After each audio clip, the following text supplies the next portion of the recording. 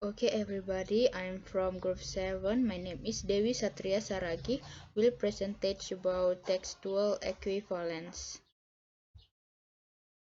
Textual equivalence.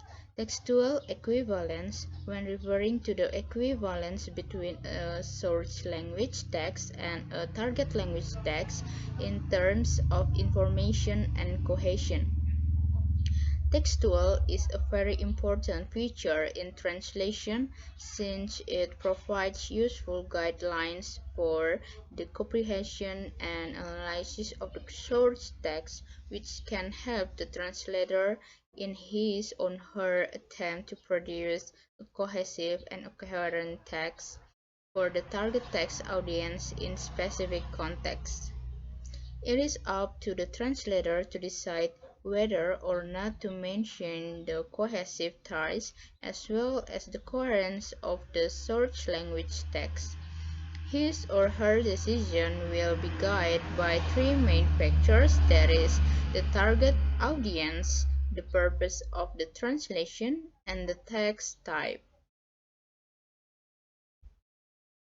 The equivalence in the terms of information and cohesion. For the first one is reference. The term reference is traditionally used in semantics for the relationships which holds between a word and what it points to in the real world. The reference of chair would therefore be a particular chair that is being identified on a particular occasions. For example, Mrs. Thatcher has resigned. She announced her decision this morning. From this example, the pronoun she points to or refers to Mrs. Thatcher within the textual word itself. For the second one is substitution and ellipsis. Unlike reference, substitution and ellipsis are grammatical rather than semantic relationships. In substitution, an item is replaced by another item, while ellipsis involves the omission of an item. In other words, in ellipsis, an item is replaced by nothing.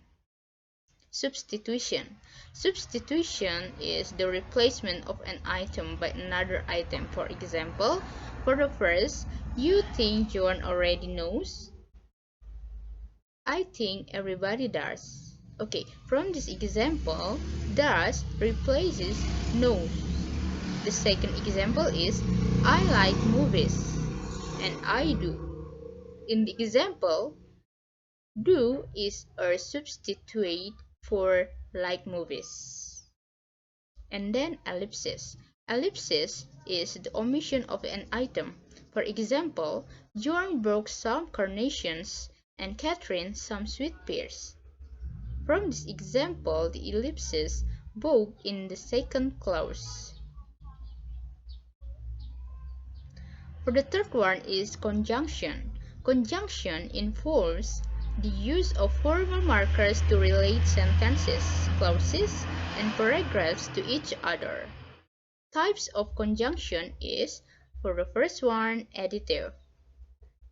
Example, and or also in addition, furthermore, besides, similarly, likewise, by contrast, and for instance. And for the second one is adversative. For adversative is but, yet, however, instead, on the other hand, nevertheless, at any rate, as a matter of fact. And the third is causal. For example, so, consequently, it follows, for, because, under the circumstances, for this reason. And the fourth one is temporal. For example, then, next, after that, on another occasion, in conclusion, an hour later, finally, at last. And for the fifth one is continuatives. Example, now, of course, well, anyway. Okay, for the fourth one is lexical cohesion. Lexical cohesion refers to the role played by the selection of vocabulary in organizing relation within a text. Two types of lexical cohesion. For the first is repetition. The repetition of a lexical item or by means of a synonym or near antonyms, a superordinate or a general term. For example, which dress are you going to wear? I will wear my green frock. Okay, uses the synonyms dress and frock for lexical cohesion. And for the second one is collocation. Collocation use related words that typically go together or tend to repeat the same meaning. For example, once upon a time. Okay, I think that's all my explanation about textual equivalence. Thank you for your attention.